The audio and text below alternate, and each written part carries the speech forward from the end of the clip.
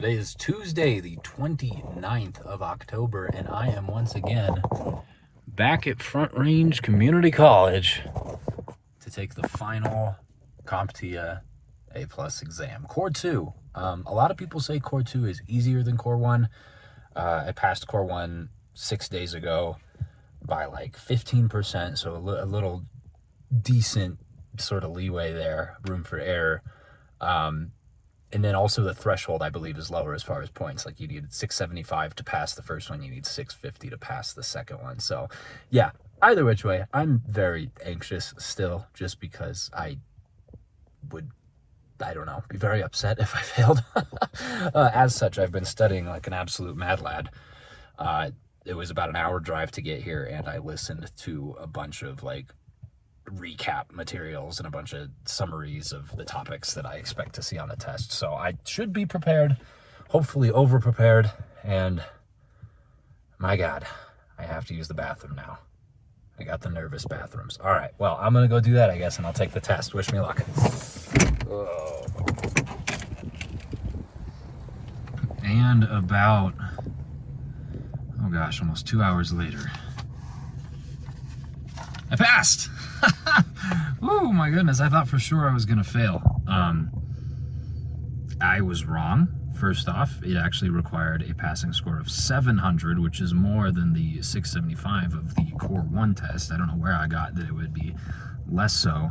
And I barely passed with a 734, but a pass is a pass. All right, I'll take it. Throughout the course of the entirety of it, starting at the beginning, I had 5 PBQs, which if you're not familiar, PBQs are performance-based questions. They're things that are dissimilar from multiple choice. There's still an element of multiple choice to them, but you have to apply your knowledge in a more practical fashion, if that makes sense. For example, 2 of the PBQs I had were resolving help desk tickets like through a messaging suite. Like I had to answer questions back and forth with, I don't know, obviously they're pre-written. It wasn't actually helping someone, but I had to take their sentences, their problems, and then relay my own thoughts to that and ultimately solve their issue. I had another like blue screen one where you had to resolve a blue screen of death, which is just like a total crash and failure of the operating system. And I had an additional PBQ that was, oh shoot, what was it? I'm losing my brain over all the stress that I'm just coming off of. Oh, no, yes, it was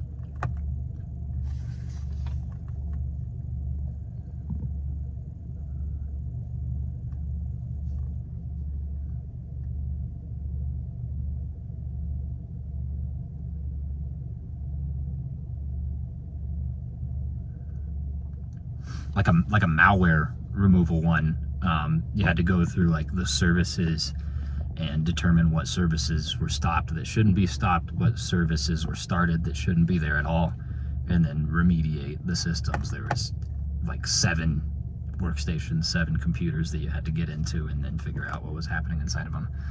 And then there was one more like help desk one, which was really easy. I forget exactly what it was, but it was really just like customer service, which was fine, super easy. Anyways, yeah, and then there was a bunch of multiple choice questions that were on command prompt things that I had never even heard of, and I can't relay them to you now because that's just how foreign they were to me. And I consider myself someone who knows an okay amount of, working on the command line interface, but they had to have been, I guess, experimental questions or something, because CompTIA will do that. They'll put on some experimental questions that don't actually count on your score, but they're just to garner information. And I feel like I don't even know, like those experimental questions or whatever those questions were, like either there was no right answer or the right answer was just so niche that I haven't heard of it. Because usually with a multiple choice sort of test, sometimes on things like that you're just not familiar with, you can identify, all right, well, I've heard of at least one of these. That's probably the right answer. No, that wasn't the case. But either which way, what is the case is that I am officially a certified technician, information technology technician, as they call it in CompTIA. I have my A+ certification, which is great. And yeah, interview updates, because I have been interviewing with companies. I had the systems admin interview and the network admin interview, and then yesterday the junior ops engineer interview. And the first two, they're not going to happen. They've already chosen to go with more experienced candidates, which is fine. I get it. The second one, I should get an update on by tomorrow. Not the second one, the third one, the junior ops engineer. And then on Thursday, I also have an interview for an IT support technician. So good things are happening.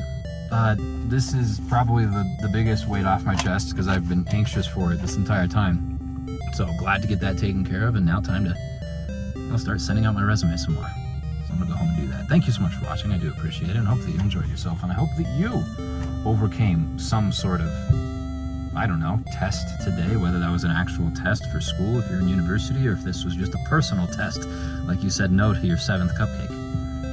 It's not something I can do. But either which way, thanks again, and I hope I see you again tomorrow.